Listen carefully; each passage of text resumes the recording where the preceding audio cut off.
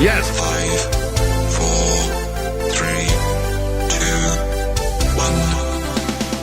2, 1. Welcome to Up in Your Business with Kerry McCoy, a production of flagandbanner.com. Through storytelling and conversational interviews, this weekly radio show offers listeners first-hand insight in starting and running a business, the ups and downs of risk-taking, and the commonalities of successful people.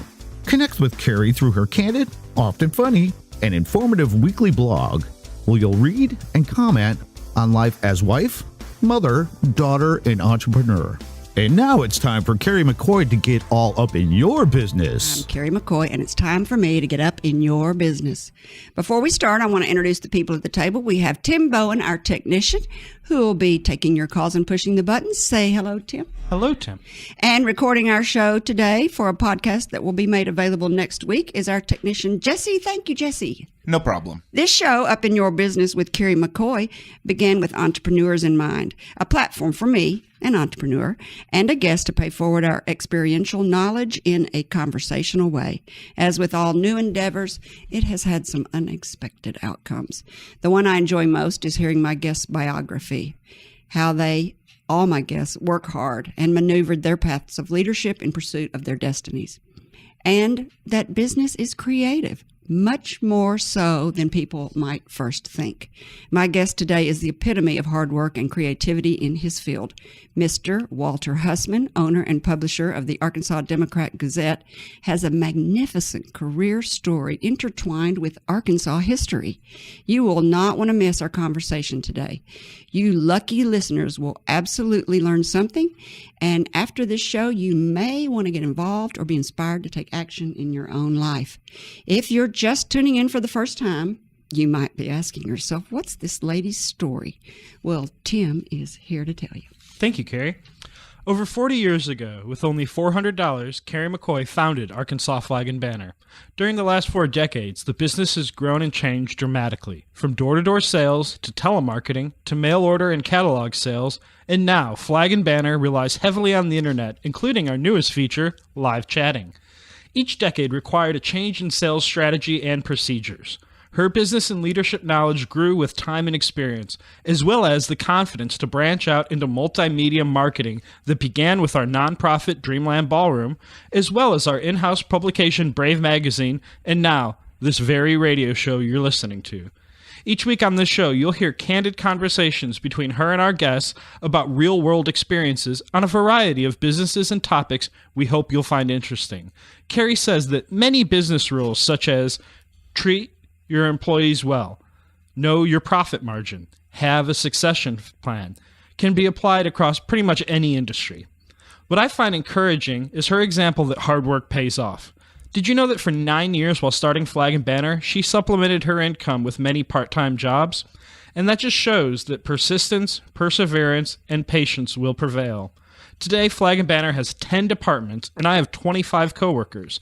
It reminds us all that small businesses are the fuel of our country's economic engine and that they empower people's lives. If you would like to ask Kerry questions or share your experience or story, you can email questions@upyourbusiness.org.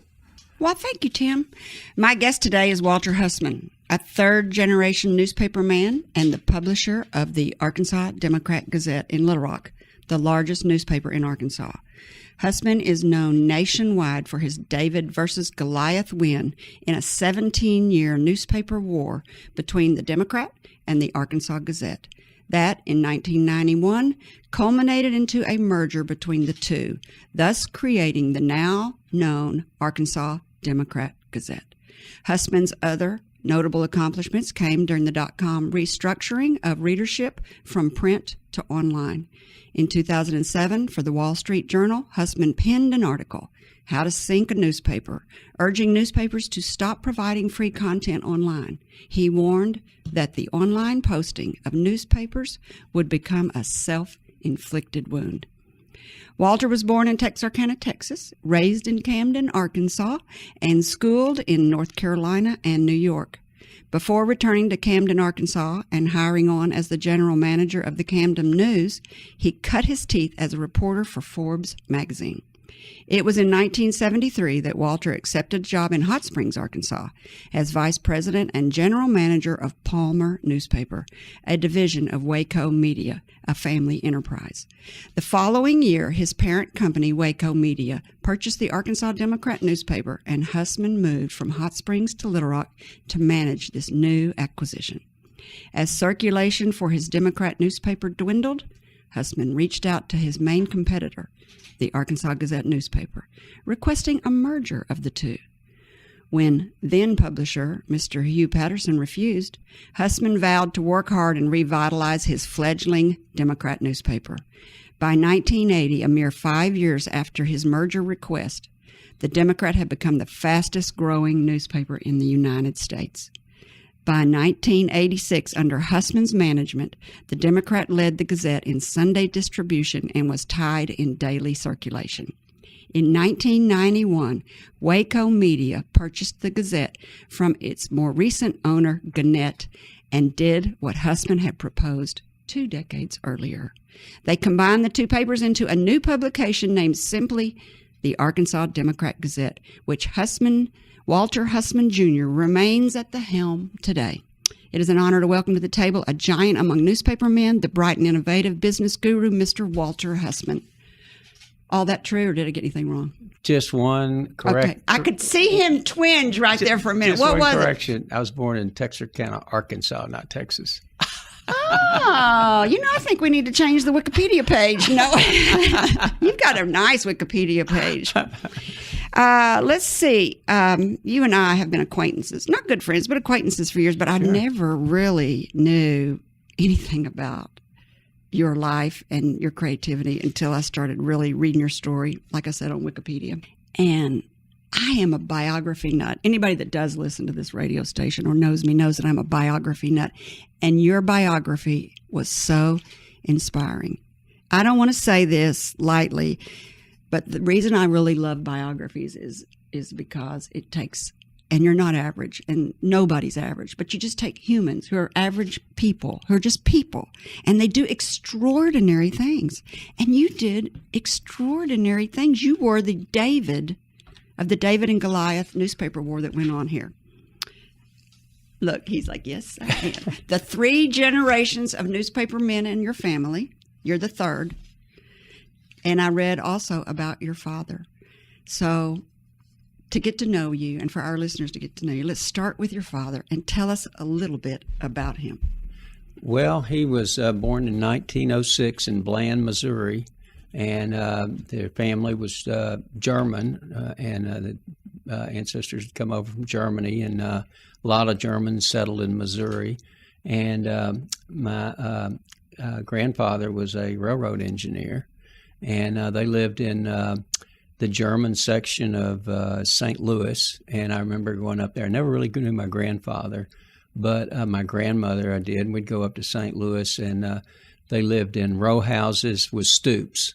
I still remember that very vividly. So he grew up in a lower working class, neighborhood, and that's what his family was. And my dad dropped out of high school and went to work out in the wheat fields of Kansas, et cetera. And he later went back to high school, and I think he was maybe 20 years old when he went back to high school. It was so embarrassing, said to him. He was in there with a bunch of 14, 15-year-old kids.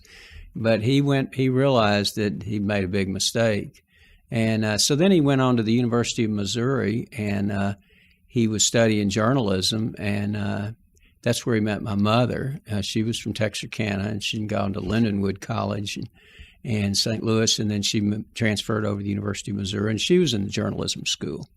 So anyway, they met in the journalism school, and he also was in journalism school with his college roommate, who was a fellow named Donald W. Reynolds. I know. Wow. And Don Reynolds, of course, is the man who's made so many incredible philanthropic gifts in Arkansas and Oklahoma and Nevada and other places, but mainly those 3 states. So anyway, and they were lifelong friends.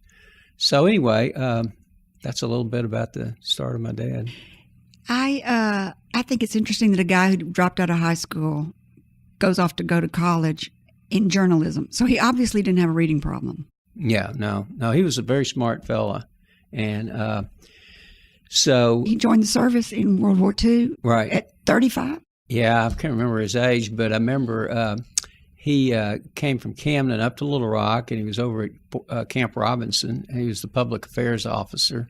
And and then his friend Don Reynolds asked for him to be transferred over to Europe, where the war was going on. And Don was the publisher of Yank magazine, which was a publication owned by the United States Army or United States Armed Forces. And it was for the entertainment of and information for the troops. It's kind of like the newspaper was Stars and Stripes. Well, there was also a Yank magazine that came out less frequently. And so anyway, they were co-publishers of Yank magazine in Paris at the time. And I remember going, when I was 13 years old, I got to go to Europe with my mom and dad and grandmother, and we stayed in the hotel. And my dad was telling me, you know, when he was in Paris, it had been liberated by the American forces, but there were still snipers. There were still Nazi sympathizers, so it was still a little bit dangerous being there. I guess Yank doesn't stand for Yankee, or? I'm not sure how they got, yeah. And then your father-in-law is interesting. So your father met your mother in journalism in Missouri. Right. And turns out her father was Mr. Palmer. Yeah. Who, tell our listeners. Yeah, so he was from Clear Lake, Iowa, and somehow ended up working for the railroad in Fort Worth. And my grandmother was from Cleveland, Tennessee, and I don't know how she ended up in Fort Worth, but they met, they got married, and they decided to go on their honeymoon.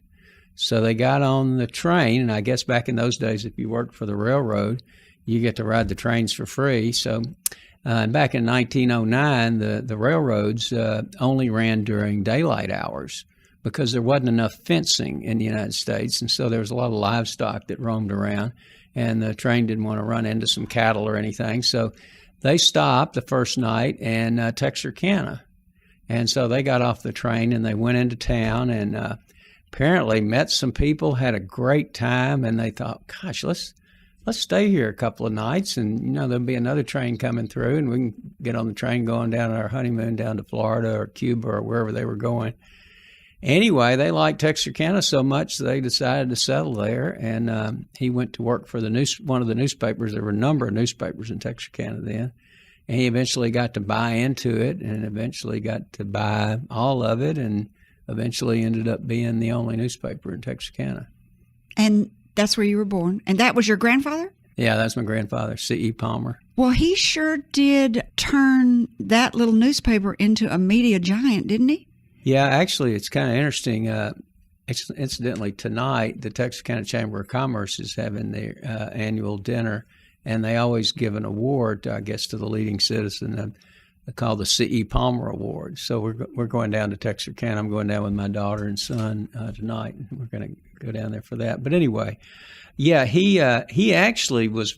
My grandfather was a real entrepreneur, and he was buying oil leases and things over in El Dorado, and the story is, and I don't know how accurate this is, but the story that was handed down in the family is that he bought up a whole bunch of land leases, you know, in around El Dorado to Smackover, and H.L. Hunt bought a bunch of them too, but H.L. Hunt's was on one side of the railroad track and my grandfather's were on the other, and it turns out on the side H.L. Hunt got, well, that's where the oil was. So he kind of ended up in the newspaper business instead of the oil business. Well, he did a fine job, whatever it was. I just was so impressed with your legacy of your family, the entrepreneurs on both sides of your family.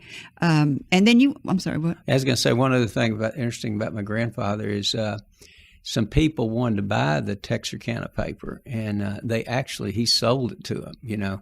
I guess he thought, gosh, they're offering such a fantastic price. But anyway, they gave him some cash, and they gave him some notes, I guess because they're paying such a high price, he was willing to take some notes. Well, along came the Depression, and they defaulted on the notes.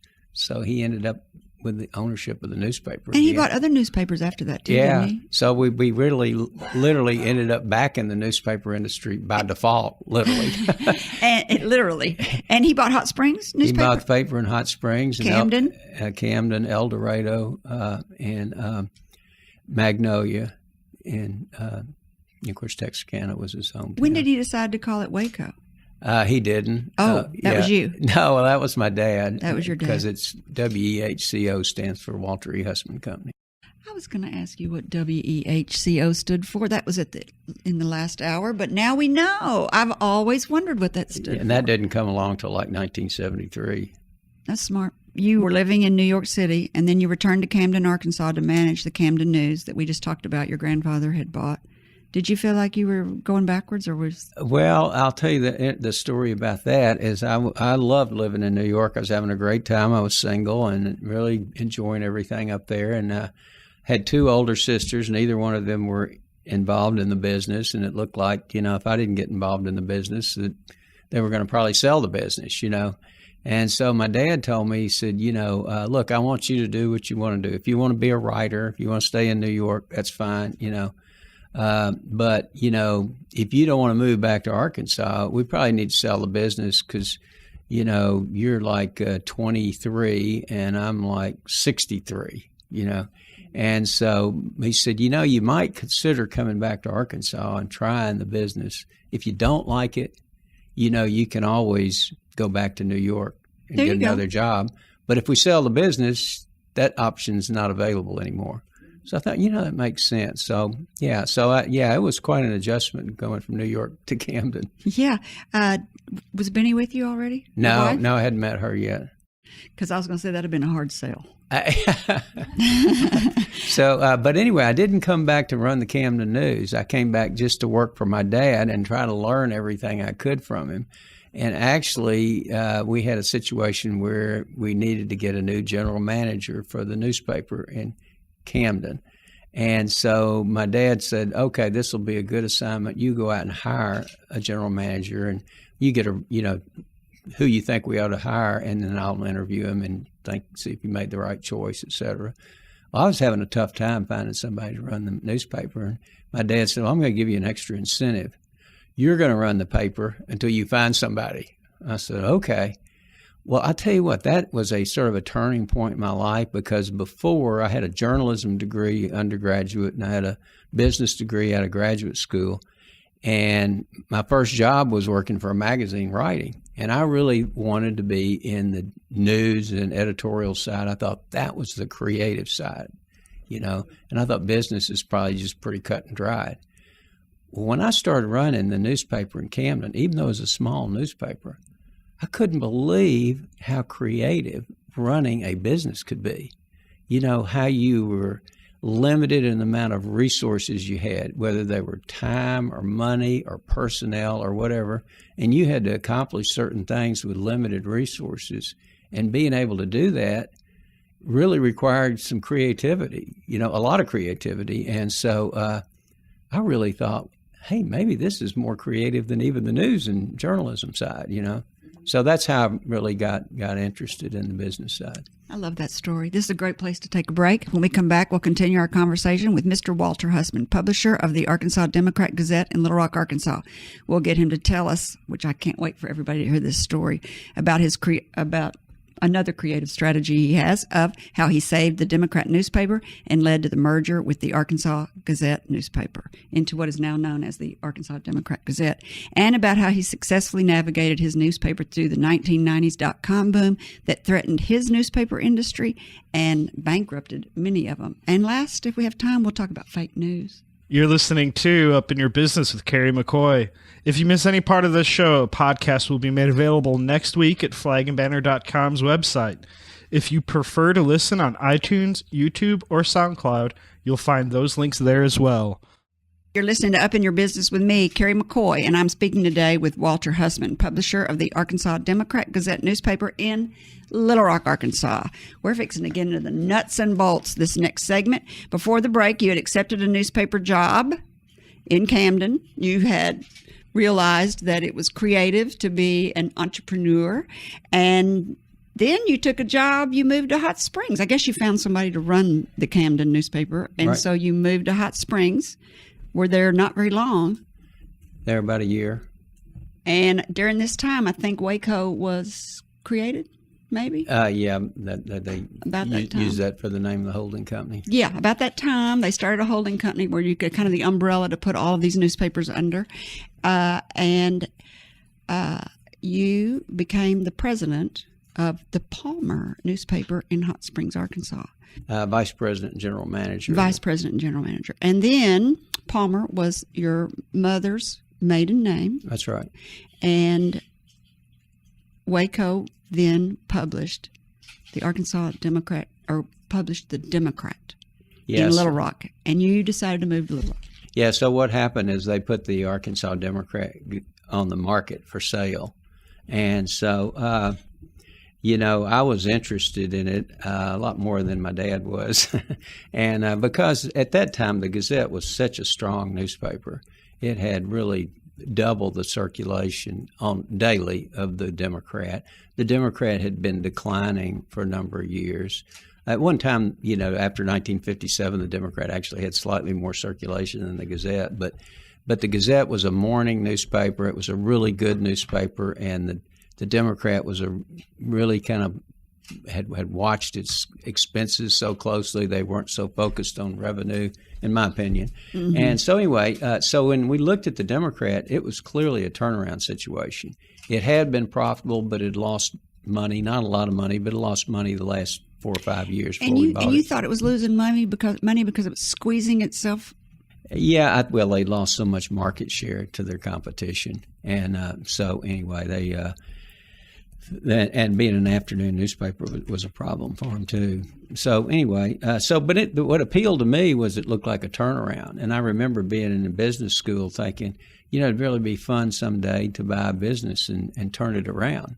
That would be a lot of fun and really interesting, and be quite an accomplishment if you were able to do that.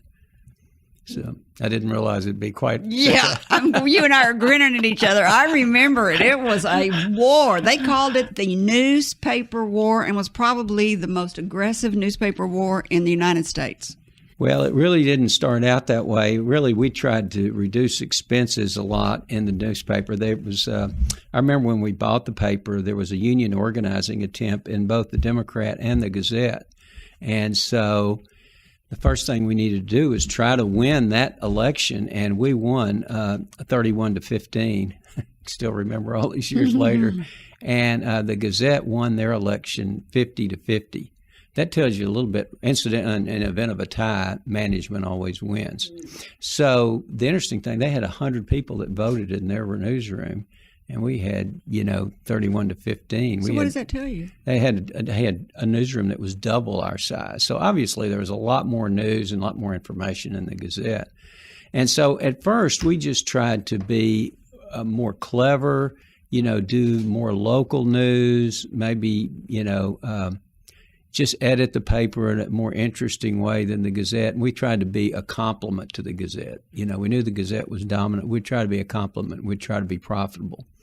That strategy didn't work. And so after about 3 years, my dad had said when we bought it, he said, this is kind of a long shot. And so we got to have enough business discipline to realize after 3 years, if this doesn't work, we need to realize it and not throw any good money after bad. So you've come to your 3-year mark. So we'd come to the 3-year mark, and it was kind of discouraging because we had made so much progress. For example, our production cost per page had gone from about $100 per page in labor to about $20 a page in labor. Is that from automation? Yeah, definitely some automation, and just and some of the unions had decertified, and so we had more flexible work rules. But we were still losing money. We were losing market share. And so at that point, we tried to throw in the towel. That's when we went to the Gazette and said, why don't we do a joint operating agreement, which was an exemption from the antitrust laws to allow 2 newspapers to combine their business operations.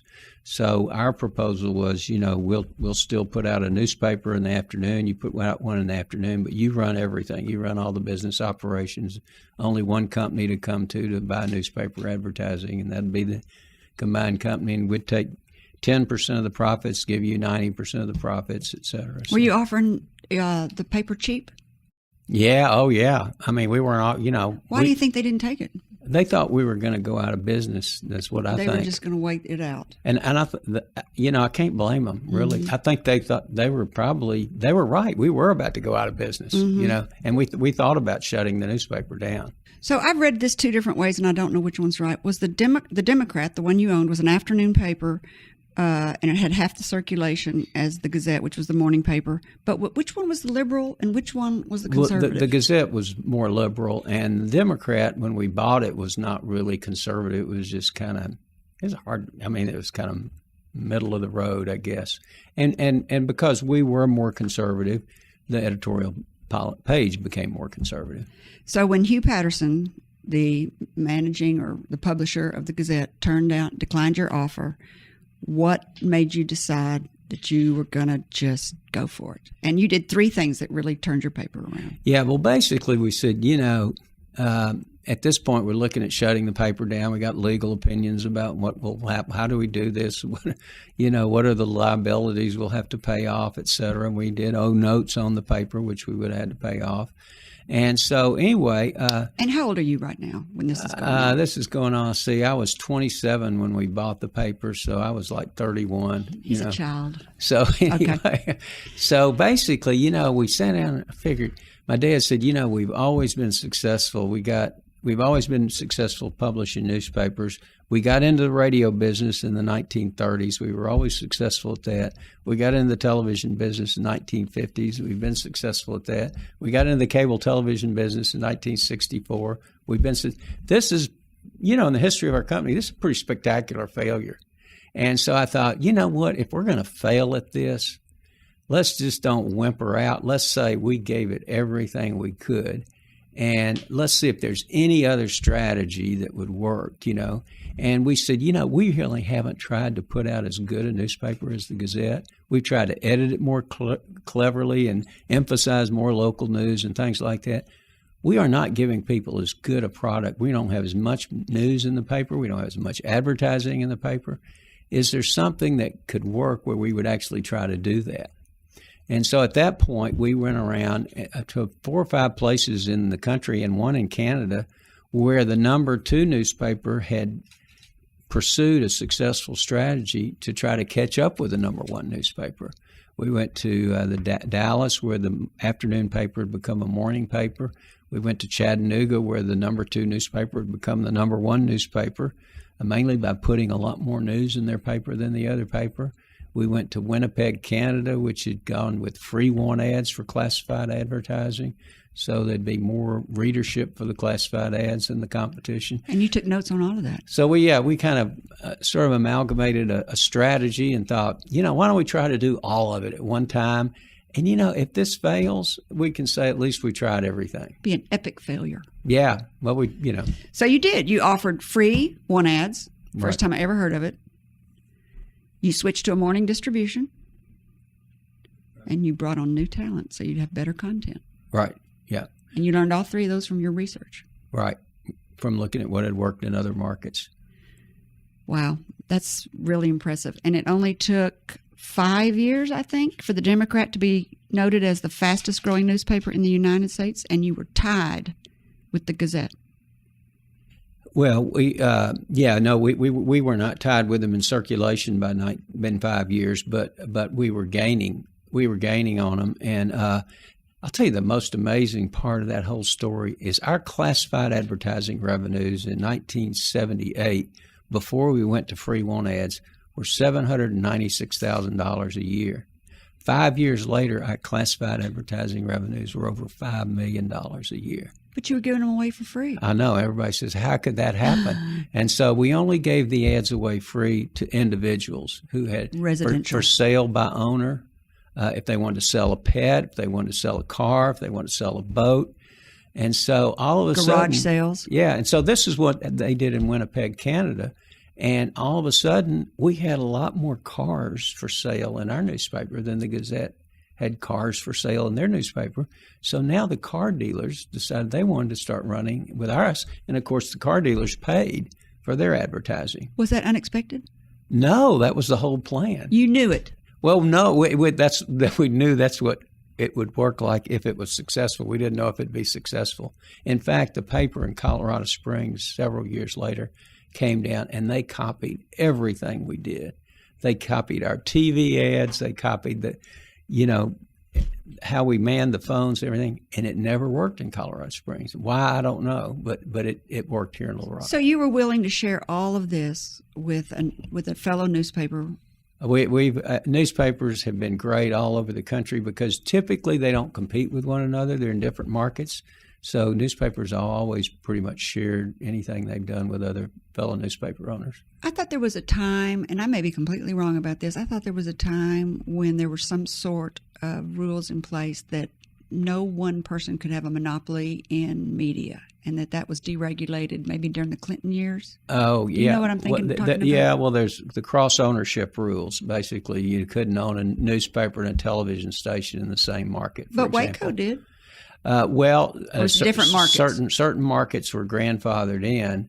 Like we owned a newspaper and television station in Texarkana, and actually we got grandfathered in, and then later they decided, well, we shouldn't own it, and we actually went to court, and we won that in court in the Fifth Circuit. So we were able to keep our television station.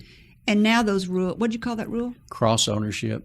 And now those cross ownerships don't apply anymore, right? Well, yeah, they're actively considering allowing newspapers and TV stations to be owned by the same company. And the reason you couldn't have cross ownership is because they didn't want any one person to have too big of a voice for propaganda. Yeah, well, that was one of the main reasons, and also if you owned a television station and a newspaper in the same market, you'd have an inordinate amount of advertising revenue.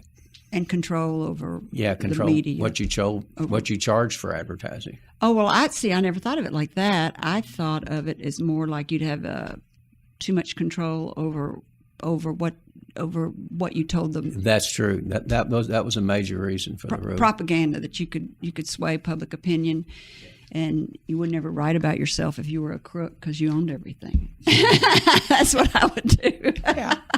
It's like, don't tell anything about the family in the newspaper. So when you had this great success and you decided to turn it into the Arkansas Democrat Gazette, how did you pick that name? Arkansas Democrat Gazette. How did you decide to just merge those names? Because the Gazette had a great tradition in Arkansas. It had been a great newspaper. It was the oldest newspaper west of the Mississippi, won Pulitzer Prizes. I just didn't feel like it was right to let the Gazette name go away. So you added the Democrat to it. Yeah. And right before you bought it, Waco was big. Waco Media was a big company in Arkansas. But Gannett bought the Gazette, the Arkansas Gazette, and they are a nationwide big company. Yeah. Are you shaking in your boots now?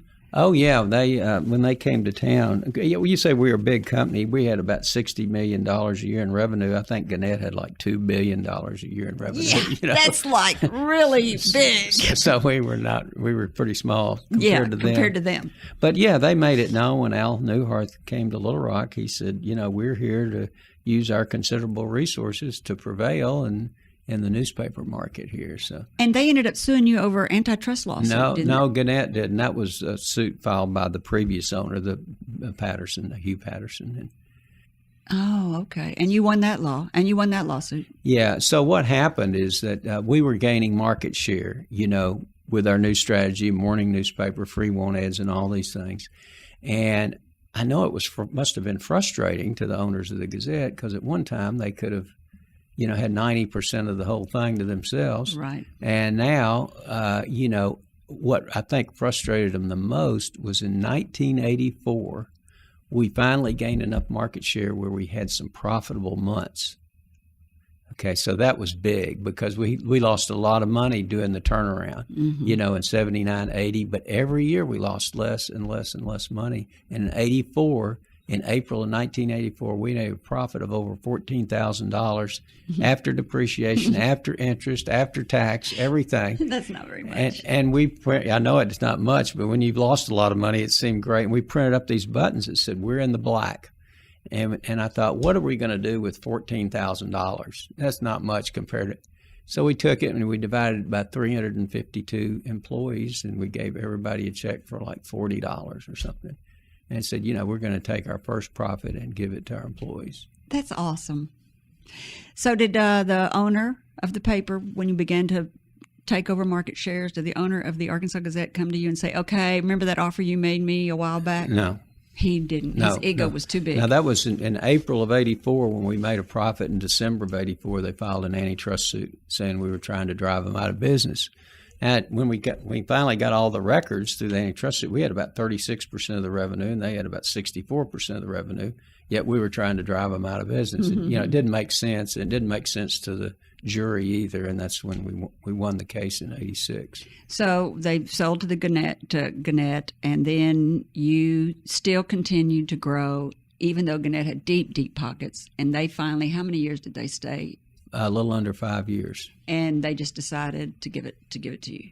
Well, I'll tell you what happened to the Gazette under the previous owners. The Gazette had been profitable every year. In fact, I remember at the trial we introduced an exhibit, and the Gazette had never lost money in a single year, even during the Great Depression. Really? Pretty remarkable. That is remarkable. But once it was sold to Gannett, the strategy was just sort of a scorched earth, all out. We're going to become the only paper in town, and our losses went way up too, to try to match them. And so with that going on, the Gazette started losing money.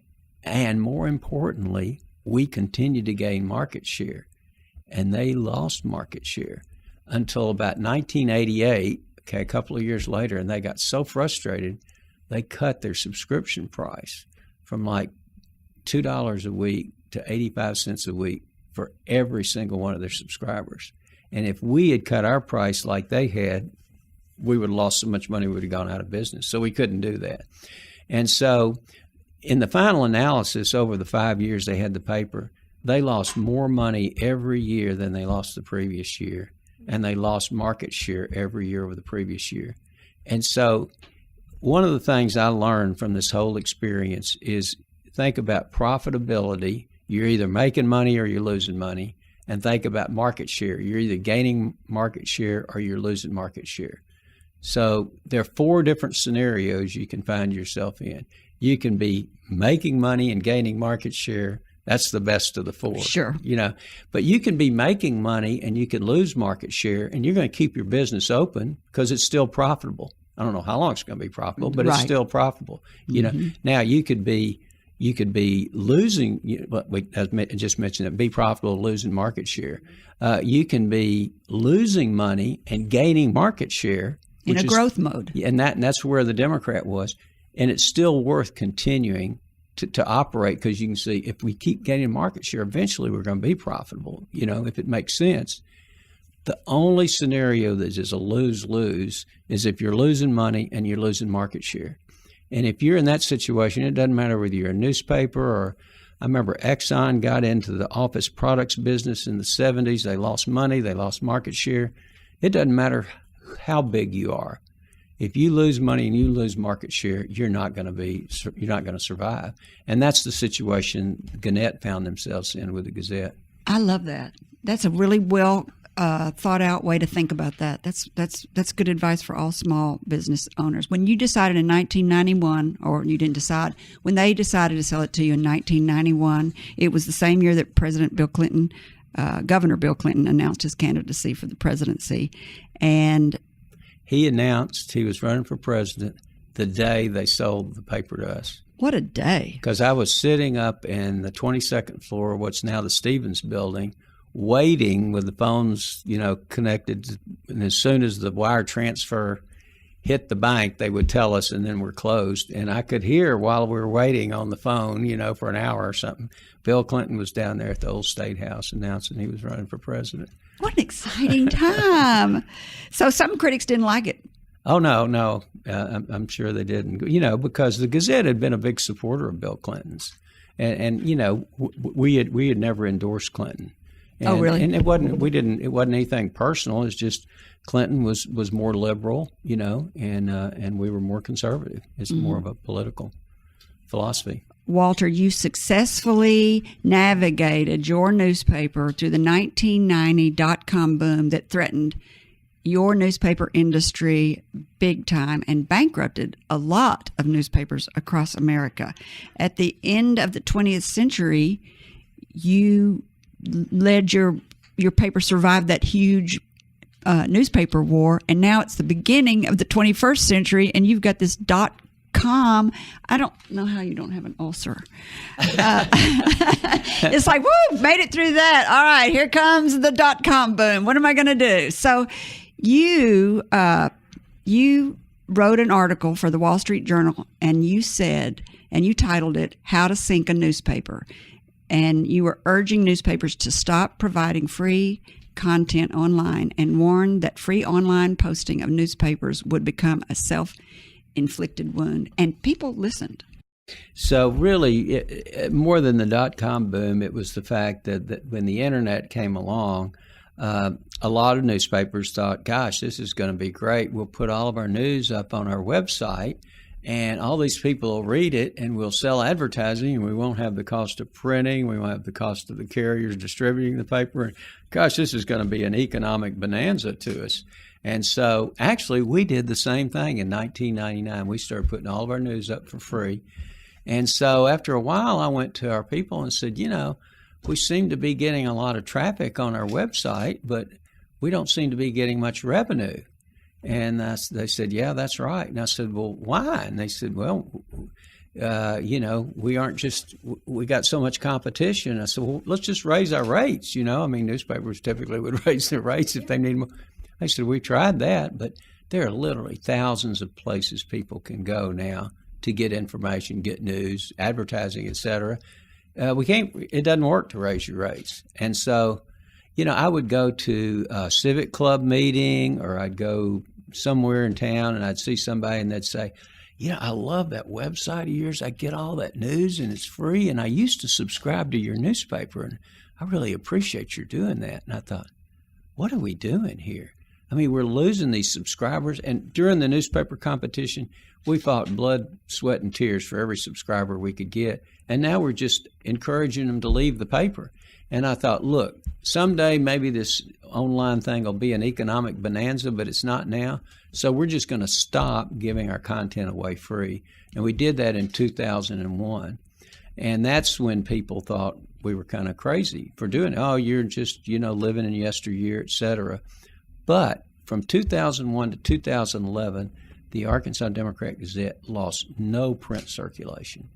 And during that 10 years, Atlanta, Dallas, places like that, they lost between a quarter and a third or more of their circulation, their print circulation. Why? Because they were giving it away free. Oh. And so that's when I was on the board of the Associated Press from 2000 to 2009.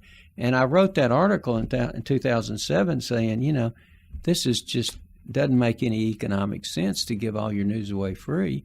And the publisher of the New York Times, even though they're giving their news away free, he said, I'm concerned we're raising a whole generation of people who don't even expect to pay anything to get news, And so I think after that 2007 article, didn't happen right away, but over the next few years, more and more papers came to recognize that. And now most newspapers do have a charge for content. A lot of them, including ours now, give you a few articles a month for free. But after that, you're asked to pay. Well, how's you going to pay your staff?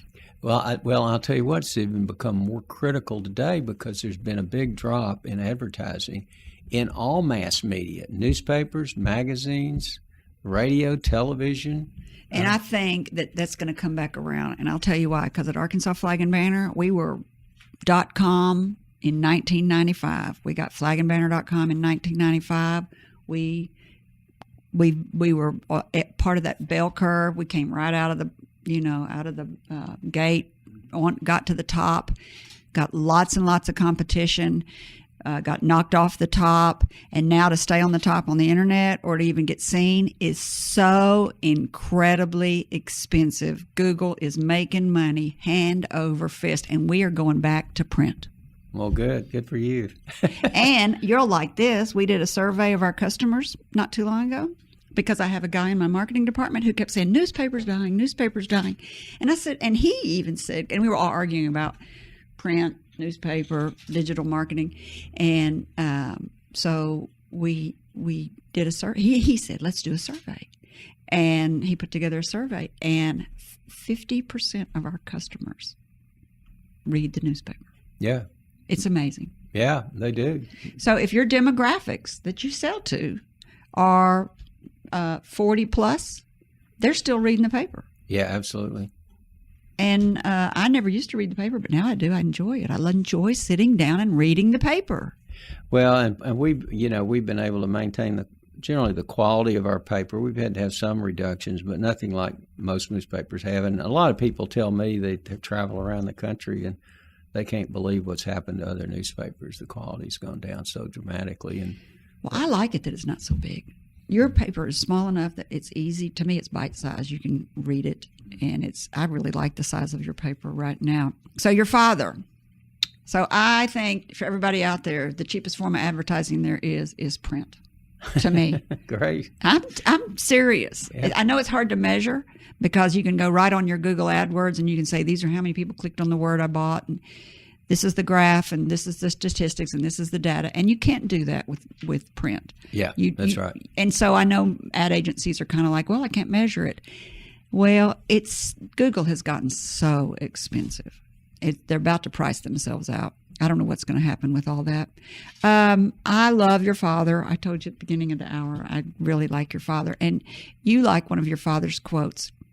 And you said your father's philosophy about newspaper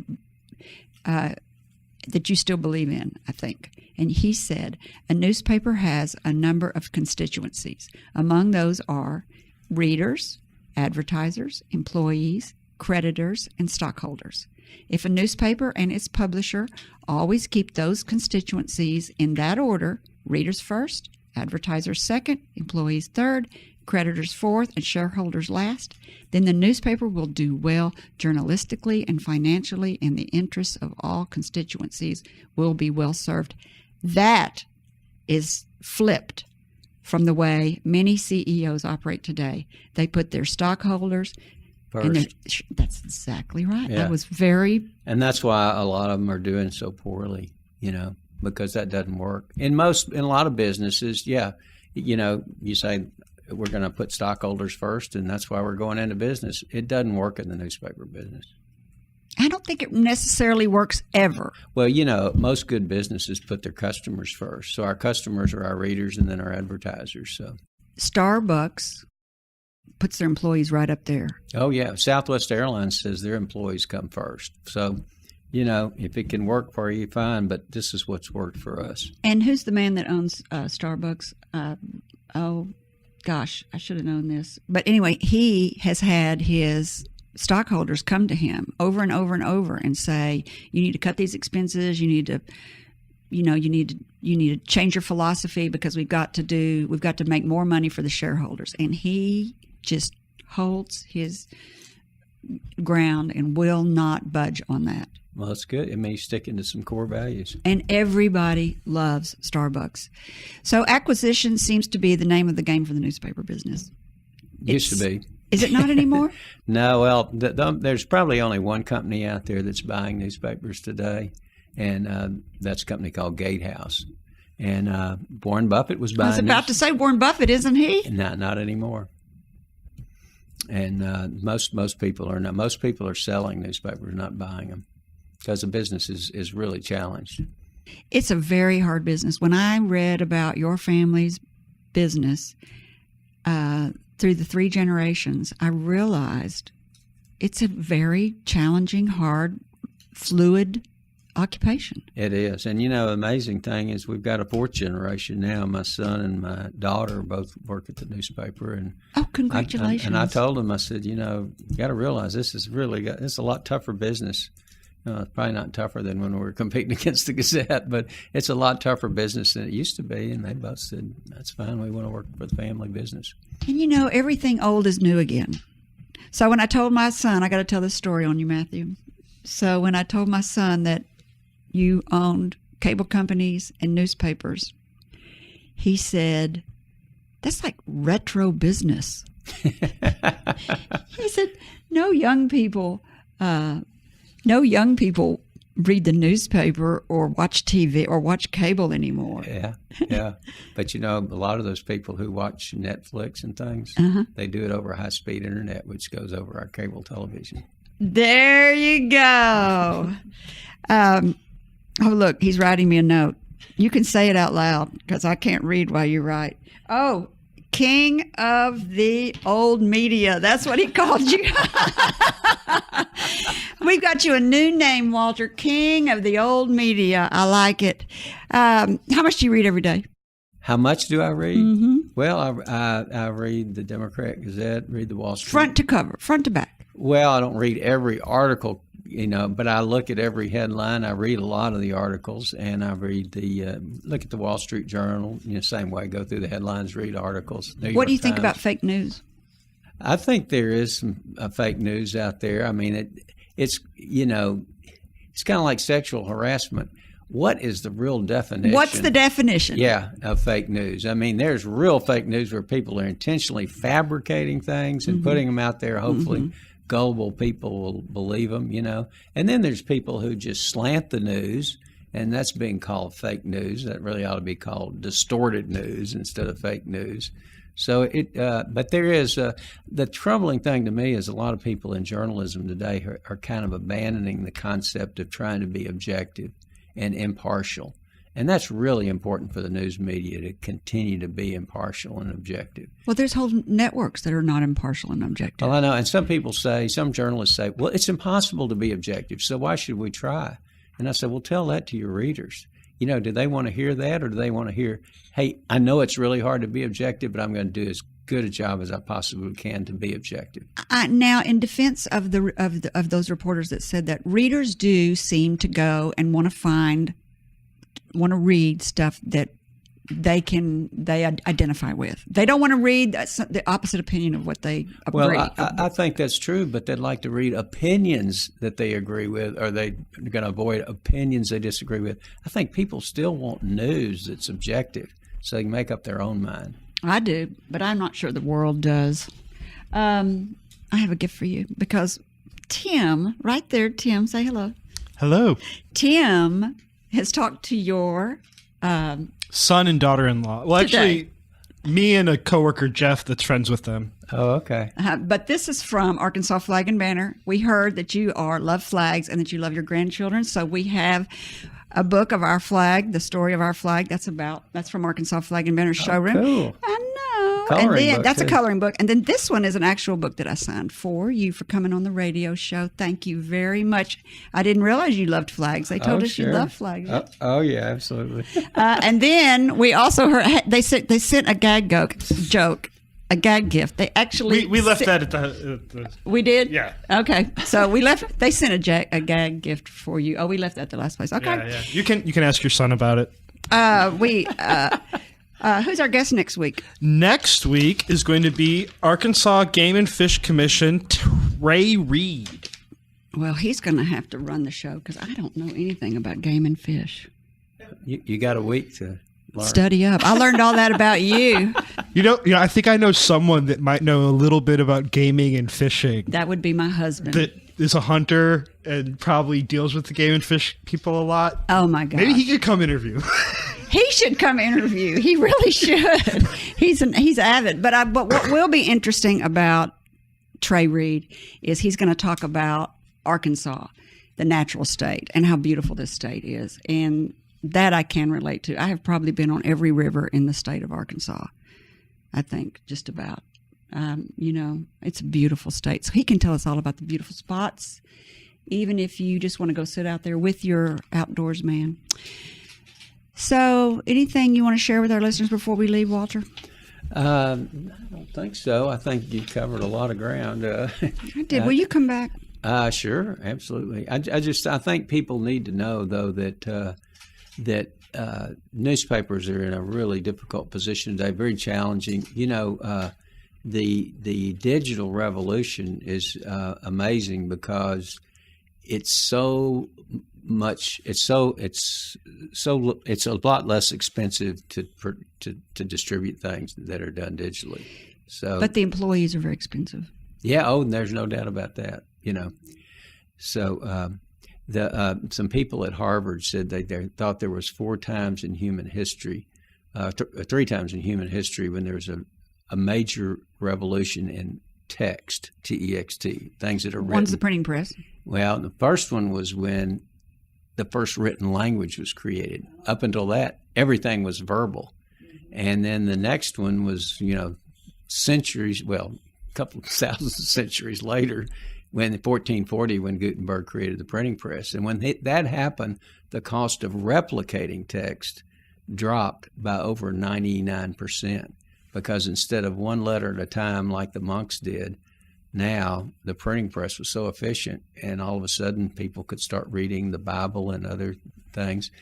And then the third revolution, they said, was in 1993, and that was when the World Wide Web was created. Mm-hmm. And so now you could distribute information at a cost that was 99% less than you could on a printing press. And just fast, so fast. You type it, hit send, it's gone. Right. You don't have to put it on a horse and buggy and carry it across the West. To our listeners, thank you for spending time with me and Walter. If you think this program's been about you, you're right, but it's also been for me. Thank you for letting me fulfill my destiny. My hope today is that you've heard or learned something, and that it's been inspiring or enlightening, and that whatever it is, will help you up your business, your independence, or your life. I'm Kerry McCoy, and I'll see you next time on Up in Your Business. Until then, be brave and keep it up. You've been listening to Up in Your Business with Kerry McCoy, a production of flagandbanner.com. If you miss any part of the show or want to learn more about UIYB, go to flagandbanner.com and click on Radio Show. Like us on Facebook or subscribe to her weekly podcast wherever you like to listen. All interviews are recorded and posted the following week with links to resources you heard discussed on today's show. Underwriting opportunities available upon request. Kerry's goal is to help you live the American dream.